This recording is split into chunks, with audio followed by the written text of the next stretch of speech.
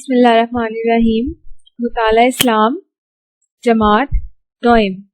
آج ہم پڑھیں گے سبق نمبر 4۔ سبق نمبر 4 کا کیا نام ہے؟ قرآن مجید۔ آج ہم قرآن مجید کے بارے میں پڑھیں گے کہ اس کی کیا اہمیت ہے، اس میں صورتیں کتنی ہیں، کون کون سی صورتوں کی کتنی آیات ہیں، قرآن پاک کس مہینے میں نازل ہوا، یہ سب ہم آج اس سبق میں پڑھیں گے۔ ٹھیک ہے، چلے ہم پڑھنا شروع کرتے ہیں۔ بسم اللہ الرحمن الرحیم۔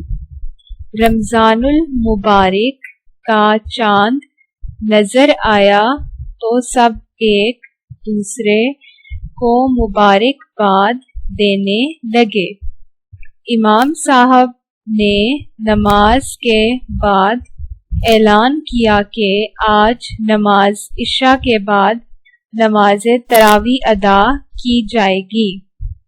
عاطف بھی ابا جان کے ساتھ نماز تراویح پڑھنے کے لیے مسجد گیا۔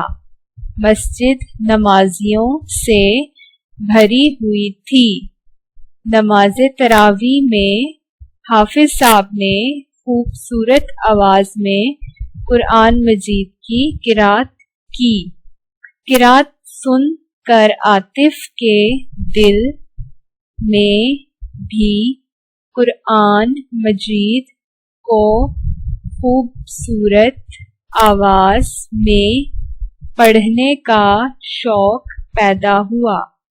مسجد سے واپس جاتے ہوئے عاطف نے ابا جان سے کہا، ابا جان میں بھی قرآن مجید حفظ کروں گا انشاءاللہ، آپ مجھے قرآن مجید کے بارے میں کچھ اور باتیں بھی بتائیں۔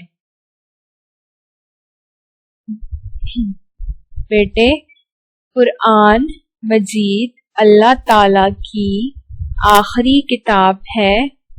قرآن مجید رمضان المبارک میں نازل ہوا، اس لیے روزے شروع ہوتے ہی ہر مسجد میں قرآن مجید سنانے کا انتظام کیا جاتا ہے۔ حافظ صاحب ہر روز قرآن مجید کا کچھ حصہ نماز تراویح میں پڑھتے ہیں۔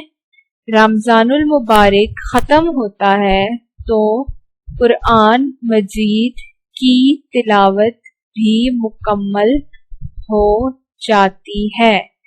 ابا جان نے بات جاری رکھتے ہوئے کہا، قرآن مجید کے 30 پارے اور 114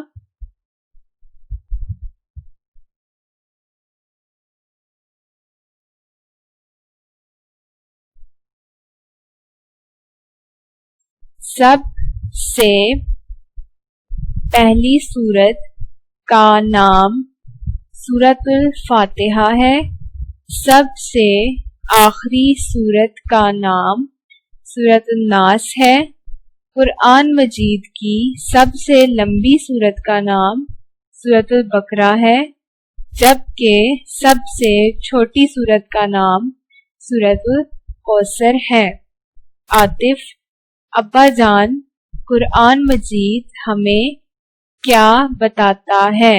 ابا جان، بیٹا، قرآن مجید اللہ تعالیٰ نے انسانوں کی ہدایت اور رہنمائی کے لیے اتارا۔ اللہ تعالیٰ اپنے بندوں پر بے حد مہربان ہے۔ وہ چاہتا ہے کہ لوگ غلط کاموں سے بچیں، نیکی کا راستہ اختیار کریں، صرف اسی کی بندگی کریں۔ یہ سب باتیں قرآن مجید میں لکھی ہوئی ہیں۔ قرآن مجید کا ایک حرف پڑھنے پر 10 نیکیاں ملتی ہیں۔ یہ کتاب قیامت تک آنے والے انسانوں کے لیے رہنمائی ہے۔